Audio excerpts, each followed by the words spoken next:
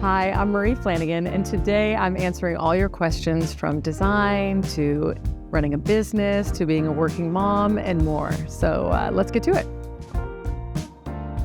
The first question is, what advice do you give women balancing motherhood and a full-time career? You know, some seasons will feel balanced and some are going to feel really messy, and that's okay. I've learned over the years that it's really about setting boundaries and being okay with saying no and letting go to the things that don't matter. I mean, you can't delegate being a mom. And you can't delegate running your business, but you can delegate the groceries. So it's finding life hacks that you can ask for help and find people around you who can help support what you're doing, and really being intentional with your time and being present to the people who matter most.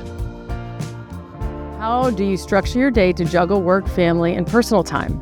For me, it's about structuring my day with intention, and I try really hard to block off time with my most important things that day. Even scheduling them right into the calendar, whether it's my most important meeting, whether it's a concept I need to get to, or maybe it's one-on-one time with one of my children. I make sure to put it in the calendar, because if you don't schedule your life with intention, busyness is a thief and will take the most important things out of life away from you. Some everyday examples in my life is I take my kids to school every day. And then in the morning, I try to schedule my most important, deep, intense, focused time so that the rest of my day can be filled with sometimes, interruptions or distractions, or maybe I have to put out a fire at work. And then another thing Joe and I like to do is really protect family dinner. That is kind of a non-negotiable. We don't let sports or meetings or phone calls get in the way of really spending that time with our young children that's so precious. What's one lesson from motherhood that's influenced your design philosophy?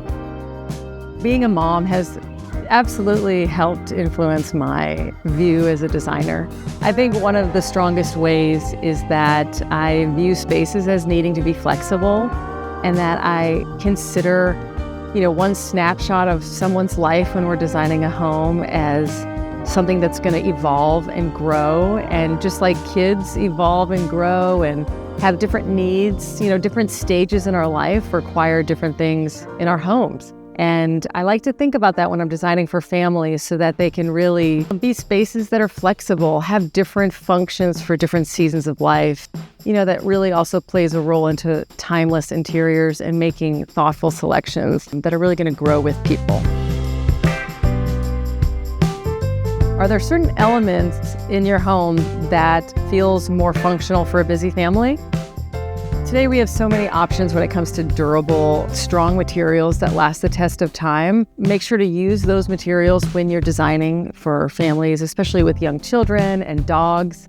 And another thing, if you really want your home to be really functional and you have kids that are into things still, and, your decor is not going to sit in one place, I try to limit the styling that we do or the open shelf concepts, because you don't want spaces that you constantly feel like you have to redress in order for you to be proud of what your space looks like.